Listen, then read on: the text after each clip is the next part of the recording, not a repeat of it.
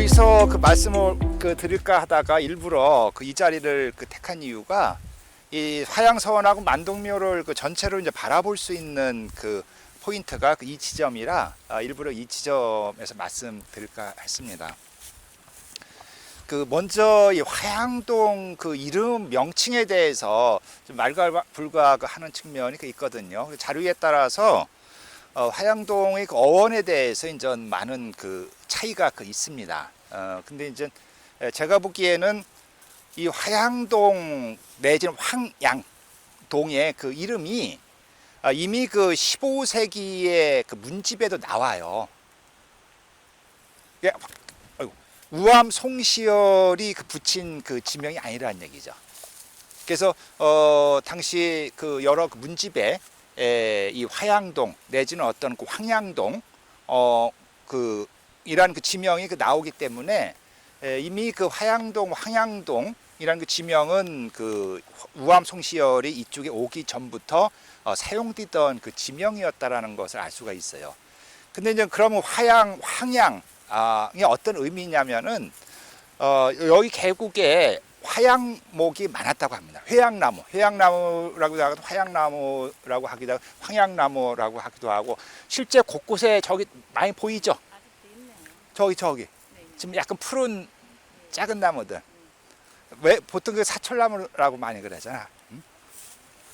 그래서 나무가 많아가지고 아주 이런 시기에 이 화양동, 황양동이라는 지명이 이제 사용되다가 나중에 이제 우암 송시열이 여기 기거하고 이런 화양선이 이제 건립되고 하면서 화양이라는 말에 중화가 빛난다라는 그런 의미 해석을 붙였던 것 같아요. 그래서 그건 우리가 이제 정리를 하나 하고, 그다음 두 번째는 이 화양동이 역사 무대에 떠오른 게 언제부터인가를 우리가 꼭 기억을 해둘 필요성이 있거든요. 원래 역사 무대에 등장한 건 선유동이 먼저예요. 여기서 한참 올라가면 저 송면에 선유동이 있잖아요. 다들 가보셨을 겁니다. 선유동에도 이런 바위가 많고 바위에 새긴 글씨도 많고 하잖아요. 그러다가 이제 선유동, 그 다음에 파곳, 그 다음에 이제 여기 화양동이 세 개의 주요한 포인트인데, 그 중에 이 위대로 올라갈수록, 조선 전기로 올라갈수록 선유동 중심으로 이 계곡을 이해를 했습니다. 그러다 이제 우암 송시열이 이제 여기에 터를 잡은 다음부터 무게 중심이, 역사 무대에서 무게 중심이 선유동에서 이쪽 화양동으로 옮겨온 거예요. 그럼 왜 역사 무대에 화양동보다는 선유동이 먼저 떠오르느냐면은 왜 그런 것 같아요?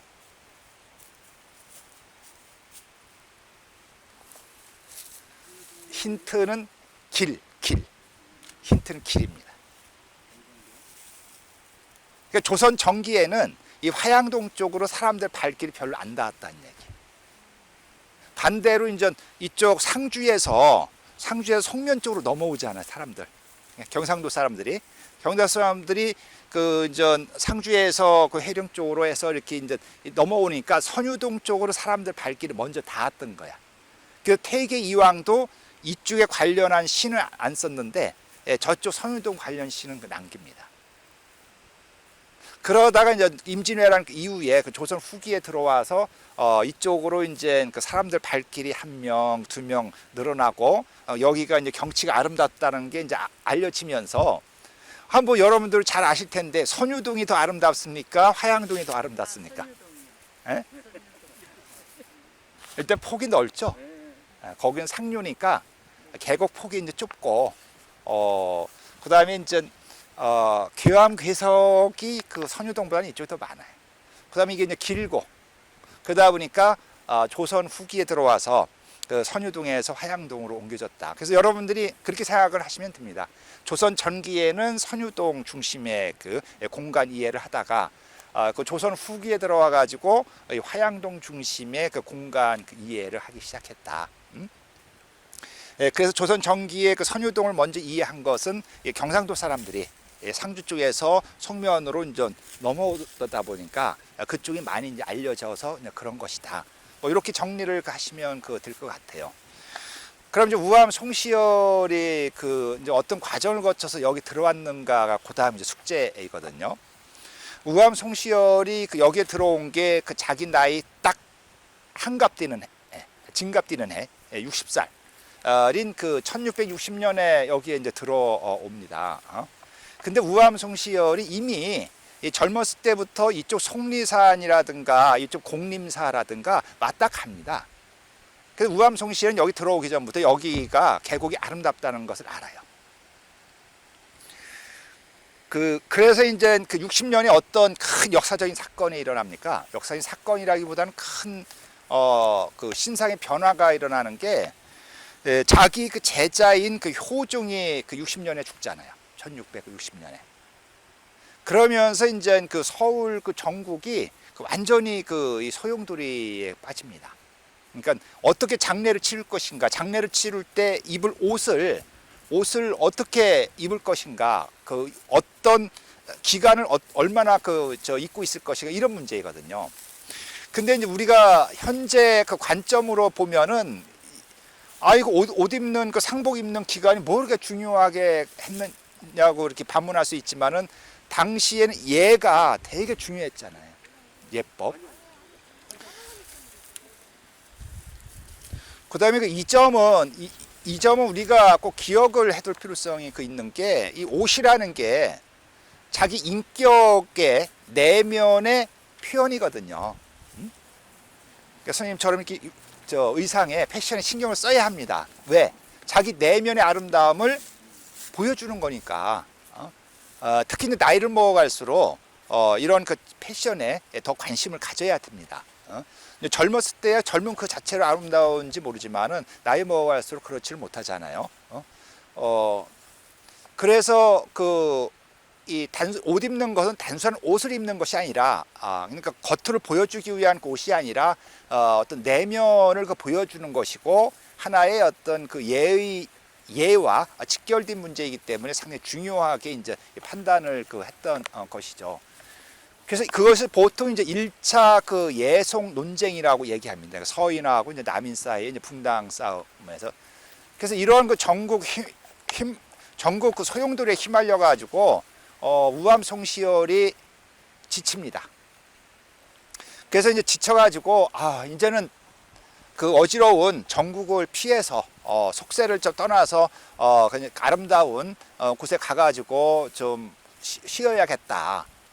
어디로 갈 건가 하다가 이 화양동에는 뭐 사람도 많이 안 살았고 또 거처할 마땅한 곳이 없기 때문에 청주 그 침류정이라는 곳에 그 4월에 내려옵니다. 일단 그래서 침류정이 어디인지는 명확하지 않아요. 그래서 침류정이라는 곳에 이제 내려와서 이제 기거를 하다가 암만 해도 그쪽이 경관이 좀 아름답지 못하니까 일단 화양동으로 돌아오겠다 해가지고 이제 공사를 시작을 해요. 자기가 거처할 그 집을.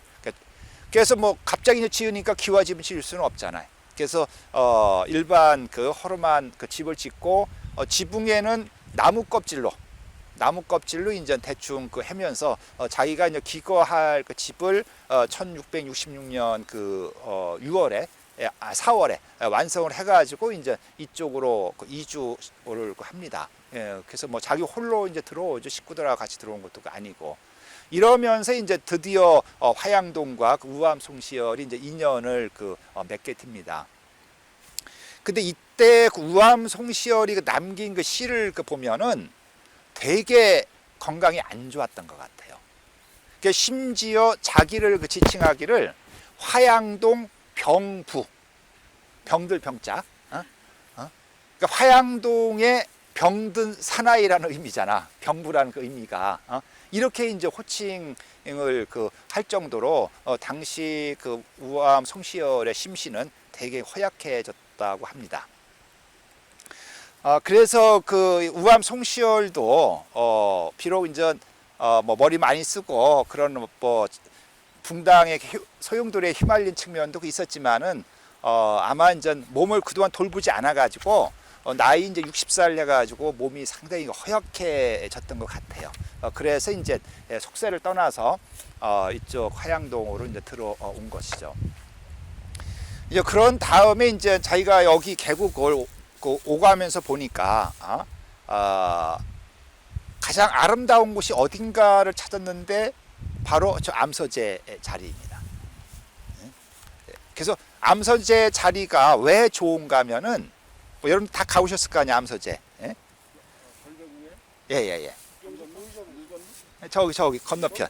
예. 이따가 자세히 말씀드릴 텐데 왜 좋은가를 따져 보면은 거기 이따 그 앞에 가서 설명을 드릴게. 여기서 드리는 것보다.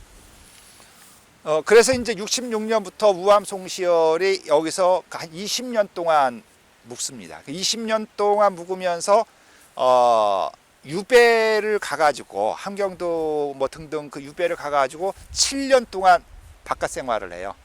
그러니까 실질적으로 우암송시열이 화양동에 그 머문 것은 7년을 빼니까 한 13년 정도. 그 13년 동안 여기에 머물면서 18번 동안 그 서울을 오가면서 이제 또 정치 활동을 하죠. 그리고 이제 여기에 이제 묵으면서 이제 제자들하고 끊임없이 이제 성리학에 대한 토론도 하고, 그다음에 이제 여러 그런 그 글도 쓰면서 많은 그런 저작을 남기죠. 그것이 나중에는 이제 송자대전이라고 해서 우암송시열이 쓴 모든 저작물이 한 전집으로 이제 출간이 끝에 나옵니다. 그러다가 이제 우암송시열이 이제 죽게 되는데, 아까 이제 강의할 때 말씀을 드렸듯이 누구 때문에 죽게 된다고 했습니까? 장희빈이 아들 낳는 바람에. 이게 항상 세상 일이 좋은 일이 있으면 나쁜 일이 껴요. 그걸 뭐 호사다마라고 하나? 그래서 장희빈은 아들을 꿈에 그리던 아들을 낳아서 좋았는지 모르지만은 결국 이제 우암송시열 죽음으로 이어지게 됩니다. 왜냐하면은 장희빈이 아들을 낳았지만 불안한 거야. 언제 이쪽 숙종의 사랑이 식을 줄 모르니까 하루라도 빨리 자기 아들을 태자로 삼으려고 한 거야. 아직 그 탯줄에 피도 안 말랐는데. 이 소식을 전해 들은 이곳에 살던 우암송시열이 상소를 올리죠. 전하 그건 아니디옵니다. 싹수도 모르는데 얘가 잘 클지 한나라를 통치할 그 임금 노릇을 할 수 있는 지혜가 있는지도 모르는데 성급하게 태자로 책봉을 해놓으면은 후환이 두렵다. 그렇게 상소를 오니까 장희빈이 발끈하죠. 숙종한테 얘기해서 역적이다 저건. 그래서 이제 제주도로 이제 귀양을 보냅니다. 제주도로 이제 귀양을 보냈는데 그것도 이제 불안하니까 빨리 이제 서둘러 서울로 불러들여 가지고 이제 사약을 뭐 죽이려고 해서 이제 오는 길에 이제 정읍에 도착했는데 그것도 이제 불안하니까 서울에 닿기 전에 정읍에서 사약을 내려가지고 이제 우암송시열을 죽입니다. 이때 이제 송시열이 이제 죽기 전에 권상아 제자들을 모아놓고 이제 유언을 하는데 내가 도를 듣고 죽으면 여한이 없는데 아직 도를 내가 깨치지 못했다. 그게 하나 안타까울 뿐이다. 그리고 내가 이제 화양동에 있으면서 꼭 하고 싶었던 마지막 수건 사업이 있다. 그것이 바로 만동묘를 건립하는, 저기 보이는 만동묘를 건립하는 거다. 그래서 내가 뜻을 이루지 못하고 죽게 되지만은 너희들 제자들이 내 뜻을 이어받아 가지고 만동묘를 이제 건립을 해라. 이렇게 이제 얘기를 하고 이제 사약을 먹고 이제 죽음을 맞이하거든요. 그래서 이제 우암송시열이 이제 끽소리 못하고 이제 장희빈 시대니까 그러다가 숙빈 최씨가 또 아들을 낳은 거야. 후궁이. 그 아들이 누구예요? 여러분들이 잘 알고 있는 바로 영조입니다. 이제는 확 바뀌었어요. 이제는 장희빈 시대에서 숙빈 최씨 시대로, 소위 남인 시대에서 서인 시대로 이제 이 시대가 이제 확 바뀌어 버린 거예요. 이제는 서인의 시대가 온 거야. 그러니까 우암송시열 제자의 그 시대가 온 거야. 그래서 이제 제자들이 이제 모여서 고민을 했죠. 아니 이제 우리 스승님이 죽으면서 남긴 유언이 만동묘를 건립하라는 건데 만동묘를 건립하는 게 우선이냐 아니면은 스승님을 기리는 서원을 짓는 게 우선이냐 논쟁을 했겠죠? 응? 어느 게 우선이야? 중국 황제를 모시는 것보다 우리 스승님을 모시는 게 더 중요했던 거죠. 제자들 입장에서 스승을 직접 모시는 게. 예. 예, 예. 아니 그게 상식 아니냐? 아무리 중국 황제이지만은 딴 나라잖아. 내 스승이 더 중요하지. 그래서 이제 이 아들을 낳고 숙빈채씨가 아들을 낳고 그 다음에 1695년에 바로 했던 사업이 바로 화양서원 건립입니다. 근데 그 화양서원 건립이 여기가 아니에요. 만복대라고 망경대라고 지금 도원리 있죠, 도원리. 도원리 쪽에 그 도원리, 예, 그쪽에 졌습니다. 왜 그쪽에 졌느냐면 여기는 너무 이게 옹색하다. 그 지을 만한 땅도 뭐 적당치 않고. 근데 도원리 쪽은 넓잖아요. 앞이 탁 트이고. 그래서 그쪽에 졌는데 나중에 만동묘를 이제 건립을 하고 보니까 여러 이제 불편한 사항이 많은 거야. 거기 도원리 마을도 뭐 이게 뭐 수재가 있든지 마을이 급격히 이게 막 없어진 거예요.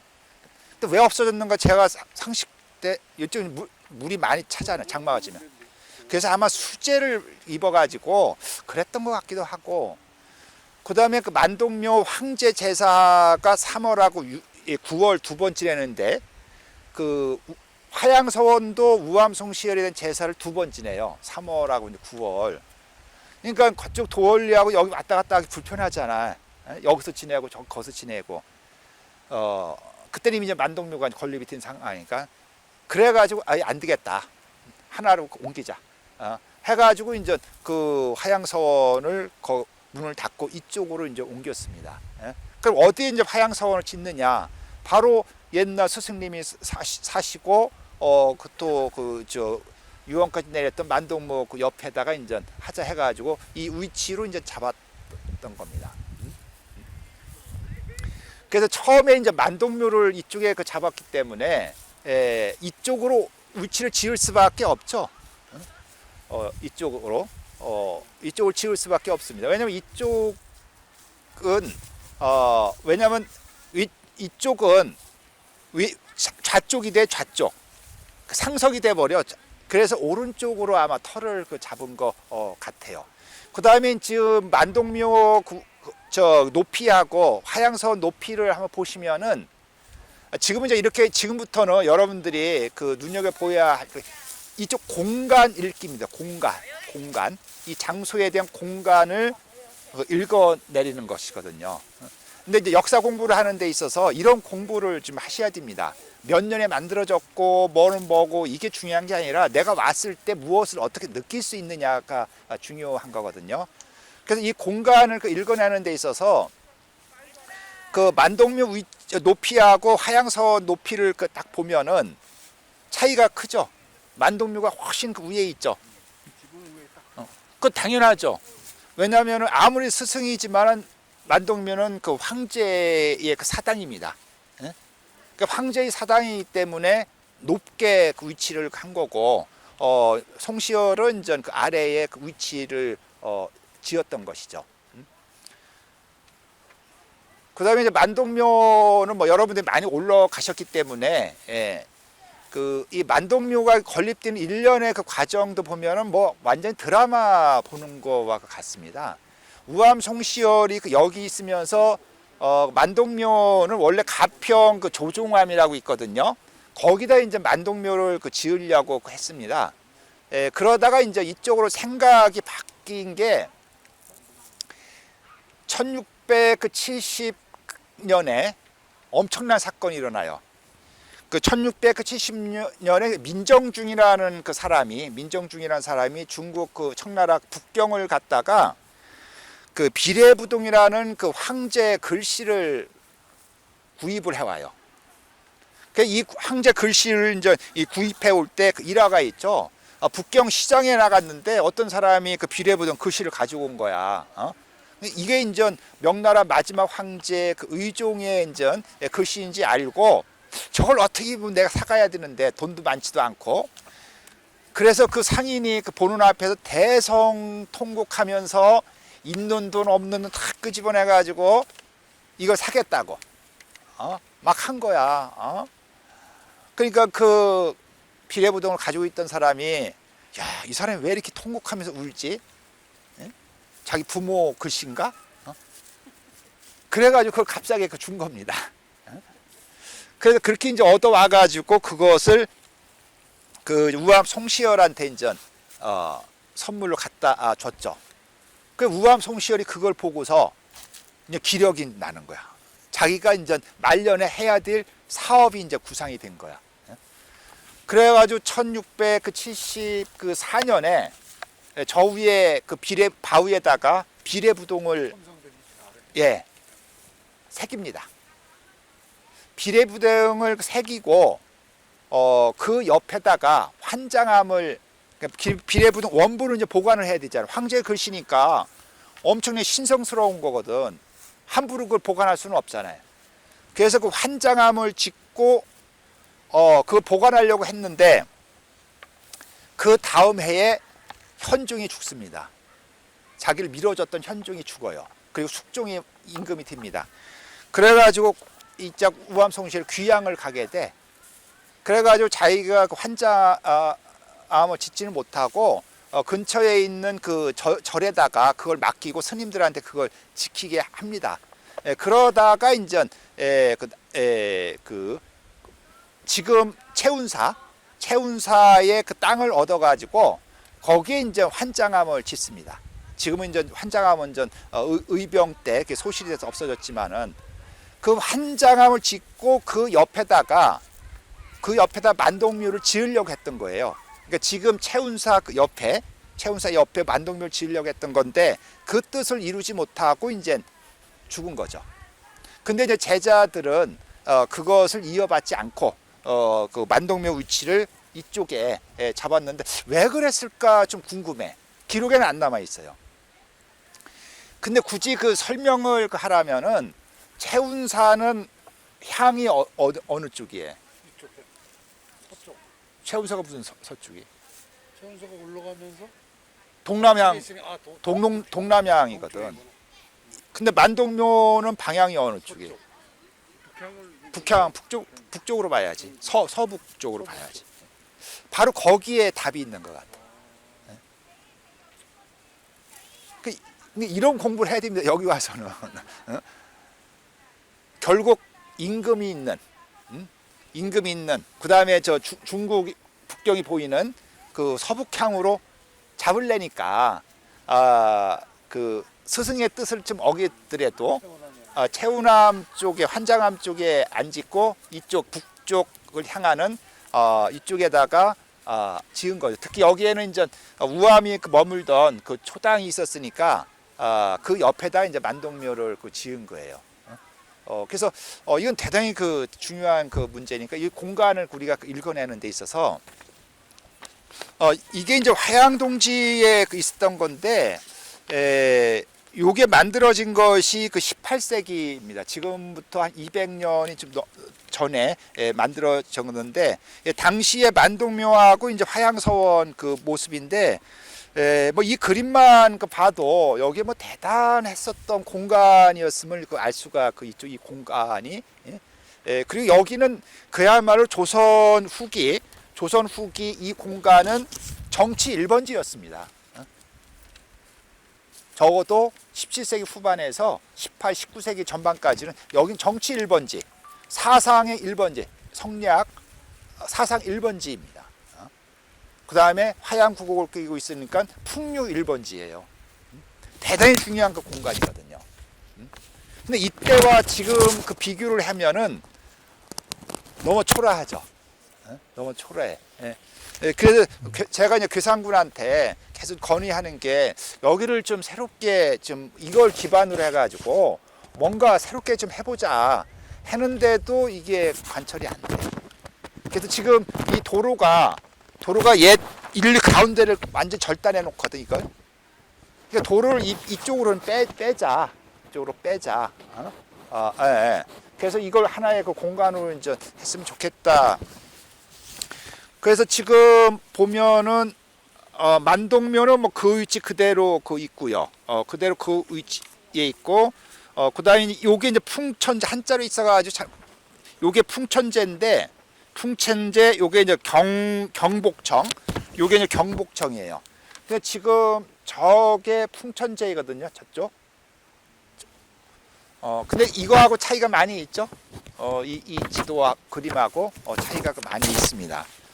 그 다음에 그 서원을 보면은 이게 이제 서원인데 원래 위치의 서원은 그 사당을 졌으면 송자인데 그래서 여기 사당 그 명칭이 송자묘로 돼 있어요. 거기 좀 희미하게 글씨 보이죠 여기 송자. 그러니까 우암송시현을 송자라고 그랬잖아.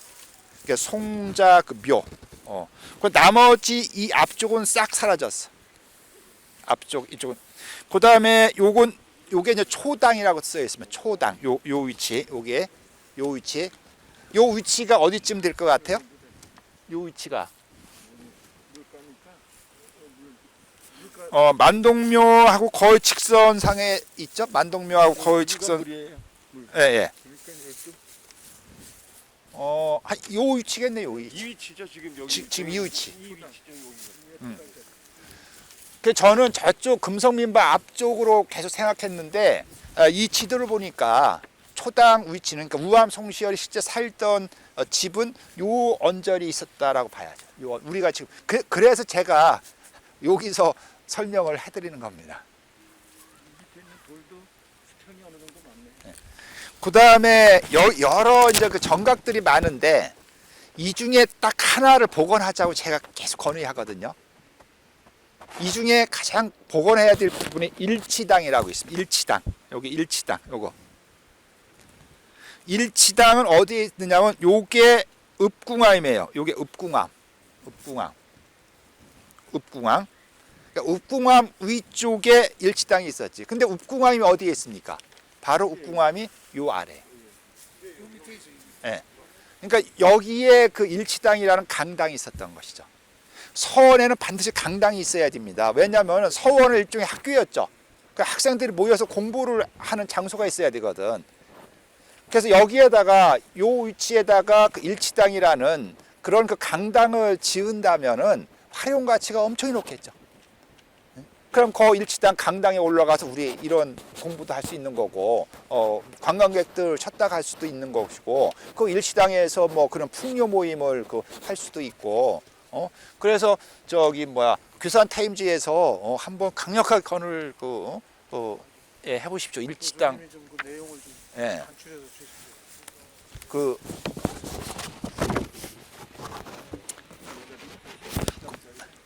그 다음에 여기 송자묘 앞에 여기 비석이 하나 서 있거든요. 요 비석. 여기 화양서원 비입니다. 화양서원 비. 그러니까 사당 바로 앞에 있었어요. 근데 이게 어디가 있어? 지금 저기가 있네. 저기. 저 비석 하나 있죠. 예, 저기 있고. 그다음에 지금 여기 만동묘 비각이 있거든. 만동묘 비각 여기. 예, 이쪽 우측에 여기 만동묘 비각. 이건 그 위치에 지금 그대로 있습니다. 근데 그 많이 글자가 훼손돼 있어요. 예. 일본 놈들이 다 까가지고. 예. 그래서 항상 이 공간을 읽을 때는 이 지도를 여러분들이 딱 머릿속에 놓고 한번 비교해 보시면은 200년 전 화양동과 그 지금의 어떤 화양동 모습을 쉽게 그 비교 설명할 수가 있을 겁니다. 이거 한번 이렇게 대놓고 대조를 해보십시오. 일단 만동묘 묘정비 맞죠?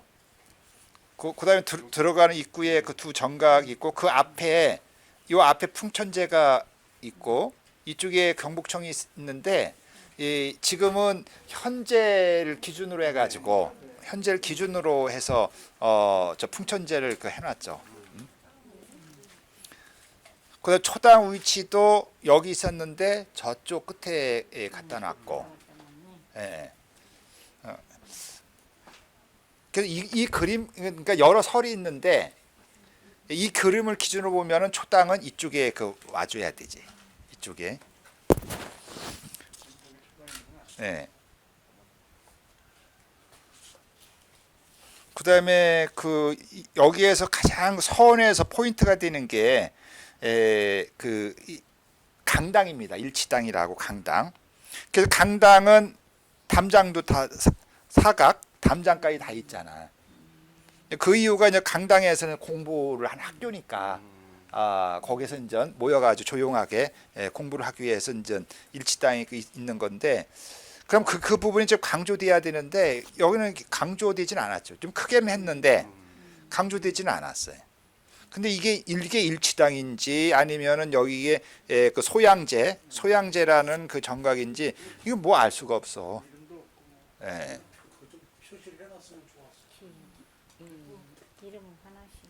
그다음에 또 중요한 게 화양서원 비거든. 여기 있어야 되는 화양서원 비가 그쵸. 지금 여기에는 없고. 예. 홍살문만 저쪽에 하나 있고. 여기도 보면은 홍살문이 아니라 저게 도덕문이거든. 도덕문. 도덕문. 비례부동을 갈 수 없기 때문에 제가 여기서 자세한 설명을 드릴게요. 아까 이제 개략적으로 말씀을 드렸는데 먼저 이 비례부동이 어떤 뜻인가? 얘가 아니면은 움직이지 말라라고 했잖아요. 여기서 이제 포인트가 얘이거든요. 그래서 아까 이제 강의 시간에도 말씀드렸지만은 얘가 예의범절의 의미가 절대 아니라는 점. 그래서 얘는 중용에 의하면은 중용 기록에 존천리하고 거인욕하는 거로 이제 해석을 하고 있습니다. 그게 정확한 예의 개념이에요. 좀 어렵긴 하지만은 존천리, 존재한다. 어디에 천리, 하늘의 이치, 하늘의 이치를 따른다. 거인욕, 제거한다. 사람인 욕심욕, 사람의 사사로운 욕심을 제거한다.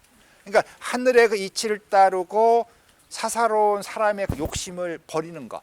그러니까 순수 무구한 마음으로 하늘의 이치에 따라서 행동하는 것. 이것이 비례부동이라고 볼 수가 있습니다. 그러니까 욕심 없이 하늘의 뜻에 따라서 하늘의 길을 걷는 것. 이것이 이제 비례부동이라고 할 수가 있겠죠. 그래서 이제 이 비례부동이라고 쓴 중국 명나라 마지막 황제 의종이 이제 쓴 글씨를 1670년에 이제 우암송시열이 여기서 받아들고 이때까지만 해도 우암송시열이 엄청 의기소침해 있었습니다. 몸도 허약하고 많이 이제 정치인들한테 실망도 하고 자기가 믿었던 그런데 이 글씨를 받고 우암송시열이 이제 환호하는 거죠. 할 일이 생긴 겁니다. 그러면서 서서히 이제 우암송시열 목소리가 높아지죠. 그래서 1단계로 우선 이 비례부동 글씨를 바위에 이제 새기는 작업부터 한 거고, 그리고 황제의 원본 글씨를 어떻게 이제 보관할 건가? 그 바위에 새긴 글씨를 누군가부터 보호를 해줘야 되잖아요. 여기에 60년대, 50년대 지도를 보니까 여기에 절이 여러 개 있었어요. 이게 이제 60, 70년대 거의 이제 정리돼 있거든요. 조선 후기도 마찬가지였던 것 같아요.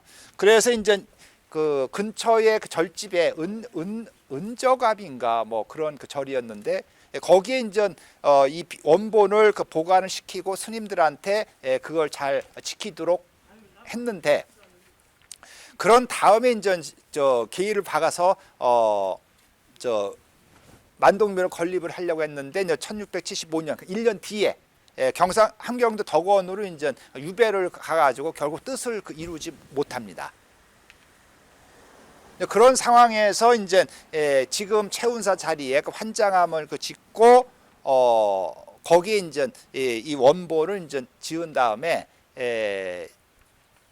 자기가 이제 사약을 먹고 죽으면서 만동묘를 건립하는 걸 뜻을 이루지 못하고 죽습니다. 그런 다음에 이제 제자들에 의해서 1703년에 이쪽에다 이제 만동묘를 이제 건립하는 그 일련의 과정을 밟습니다. 근데 왜들 가셔? 근데 여기에서 꼭 알아야 되는 그 이유가 그럼 우암 송시열이 그 왜 명나라 황제 그 신종과 그 의종의 그 사당을 건립하는데 목숨을 걸었느냐? 이게 포인트입니다. 그러니까 이 만동묘를 그 이해를 하는 데 있어서 그리고 그것이 현재 어떤 의미를 이제 그 지니는가에 대한 그 해석이거든요. 이걸 이제 부정적으로 평가를 하게 되면은 그건 사대주의다. 얼마나 못났으면 중국 황제를 모시고 그냥 그 제사를 그 모시고 깍듯이 하느냐. 이에 반해서 이걸 이제 긍정적인 시각에서 그 보면은 매우 뜻깊은 해석을 할 수가 그 있습니다. 그리고 저 같은 경우에도 부정적인 그 관점보다는 긍정적인 관점에서 접근을 하거든요. 그러니까 적어도 기산문화원과 기산군민은 긍정적인 시각에서 이 만동묘를 해석할 필요성이 그 있는 것 같아요. 우암 송시열의 생각은 중국에서 끊긴 중화의 전통을 조선이 이어받을 생각을 한 겁니다. 그것을 소중화 의식이라고 그 얘기를 합니다. 중국은 명나라가 오랑캐인 만주족에 의해서 청나라가 건립됐잖아요. 그러면서 이제 중화의 전통은 중화의 그 정통은 중국에서는 끊긴 걸 바라왔습니다. 우암이 바라본 그 중화의 개념은 문명입니다. 문명. 인륜지 도덕이 살아 숨쉬는 그 문명을 중화의 그 본질로 바라봤거든요. 근데 이제 중국이 오랑캐 나라가 됐기 때문에 그 문명의 전통이 끊긴 거예요. 그럼 그 정통을 어떻게 가져오느냐? 조선이 가져오겠다. 그럼 어떻게 그 정통성을 가져오겠느냐? 그럼 바로 뭡니까? 유교에서 그 정통을 이어받는 가장 확실한 방법은 뭐예요? 유교적인 관점에서 그건 아니죠. 조상의 맥을 이어받는 가장 확실한 의례는 뭐예요? 제사이잖아. 그래서 중국 마지막 황제를 모시는 사당을 지은 겁니다. 여기에다가 이제 임진왜란 때 우리나라를 도와준 신종 황제를 같이 플러스 시킨 것이죠. 아니 우암 송시열이 그 바보가 아닌 이상은 중국 황제 제사를 왜 모시겠어? 뭔가 조선한테 이익이 되니까 하는 거 아니야? 단순하게 어떤 춘춘 대의를 위해서 중국 황제를 제사를 지낸 건 아니라고 생각을 합니다. 결국 우암 송시열은 그 중화의 어떤 전통을 조선이 그 이어받기 위해서 그 의례로 중국의 어떤 마지막 황제의 글씨를 화양동에 새기고 만동묘를 건립한 거라고 볼 수가 있을 겁니다. 그래서 이 부분은 상당히 중요한 그 부분이고 우리가 만동묘의 그 현재적 가치를 자리매김하는 데 있어서 가장 그 핵심적인 그 내용이라고 볼 수가 있습니다. 그건 꼭 기억들을 하셨으면 합니다. 제가 마저 설명을 드릴게요. 아까 저 환장암이 저기입니다. 저기 가면은 진짜 환장합니다. 그럴 것 같아요. 여름에 오고 싶어 저기로. 저는 환장한 적이 있습니다. 가갖고 언제 환장했느냐면은 네, 어느 계절에 저기 보이는 요사차에서 하룻밤을 잤어요. 저기서. 예. 근데 거기 자고 아침에 문을 탁 열었는데 동쪽에서 해가 쫙 떠오르는 거야. 그래서 거기서 정확히 여기 동양을 하고 있구나라는. 여기서 보면 이 천성대가 잘 보여요. 예. 그래서 지금은 이제 환장암이 왜 없어졌는가를 이제 말씀을 드리면은 당시 환장함은 대단히 이 컸던 건물이었습니다. 이제 그 이유가 일단 명나라 황제의 글씨를 보관하는 데다가 송자대전 판목도 이제 거기에 보관을 하고 있었고, 그래서 이쪽으로 오솔길이 나 있어가지고 이쪽에서 이쪽 환장함을 오르내리는 그 역할을 했거든요. 그러다가 1907년에 의병이 여기에 주둔했었습니다. 의병이 주둔하자 이제 일본 군들이 이쪽을 이제 습격을 해가지고 여기서 이제 교전이 있어가지고 그때 전부 일부만 남겨놓고 다 불 탔습니다. 그럼 왜 이제 채운사가 됐느냐면은 그 운항각을 관리하고 지켰던 것이 스님들이에요. 그러니까 스님들이 이제 환장함에 머무니까 스님들을 위한 공간이 필요하잖아. 그 스님들을 위한 공간이 뭐예요? 대웅전이잖아. 부처님 모시는 공간이잖아. 그래서 그 운항각은 불타고 그 부처님은 모시던 곳만 살아 있어가지고 그것이 이제 지금의 채운사가 됐고요. 그다음에 이 암서제는 원래 우암송시열이 이걸 지을 때는 암서제란 이름이 없었습니다. 그냥 운곡 서실 주자에 운곡 정사를 본따 가지고 그냥 정사로만 얘기가 됐거든요. 그 이후에 이제 제자들에 의해서 암서제라는 명칭이 붙여졌습니다. 그다음에 이제 여러분들이 이제 공부를 하시다 보면은 이 암서제가 언제 만들어졌는가가 자료마다 다를 거예요. 그래서 어떤 자료는 우암송시열이 화영동에 들어온 해 1666년에 지어졌다라는 것도 있고, 다행히 여러분들이 제가 쓴 글을 보시면은 3년 뒤, 그러니까 1669년에 건립이 돼 있다라고 저는 해석을 했거든요.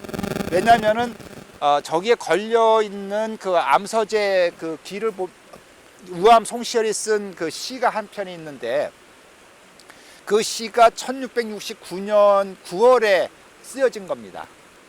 그럼 왜 우암송시열이 시를 썼는가를 생각했을 때 이 암서제를 짓고서 그걸 기념해서 자기가 시 한 편을 쓴 거로 저는 생각을 합니다. 그리고 1666년에는 자기가 여기 초당을 짓고 들어와서 정착하는 데도 바쁘거든요.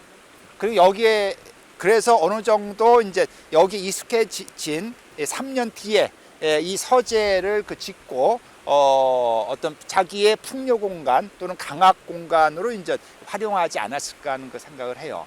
그럼 우암송시열이 이 많은 공간 중에서 왜 하필 이쪽에다가 저 바위 위에다가 정사를 졌을까가 이제 의문이 들거든. 저기에 올라가면은 동양을 하고 있어가지고 해가 뜨는 걸 바라볼 수가 있습니다. 그리고 특히 달이 떠오르는 걸 바라봅니다. 저기에 앉아가지고 달이 떠오르는 광경을 바라보면 진짜 그윽합니다. 휘황찬 달이 동쪽에서 떠오르고 계곡물 소리 들리고 저는 몇 번 경험을 했거든요. 아주 아름다운 공간입니다. 바로 이런 어떤 풍요 공간으로서 우암송시열이 저 장소를 선택을 하지 않았을까 하는 생각을 해요. 그래서 기록에 의하면은 우암송시열이 초당에서 이제 여기 오갈 때는 이쪽 배를 띄워놓고 그 배를 이용해서 이제 요 냇가를 건넜다라고 합니다. 그 다음에 여러분들 저 앞에 보면 바위에 이런저런 글씨가 많이 새겨져 있거든요. 근데 이제 10년 전에 봤을 때보다 이게 풍화작용이 있어가지고 많이 마멸돼 나가는 것 같아요. 지금 가장 크게 쓰여지는 거는 충효절의라고, 그래서 성리학에서 얘기하는 핵심적인 그런 키워드가 쓰여 있고, 그 옆에 왼쪽도 희미하게 쓰여 있죠. 두 개 다 18세기에 이제 쓰여진 건데, 왼쪽에 희미한 글씨는 창오운단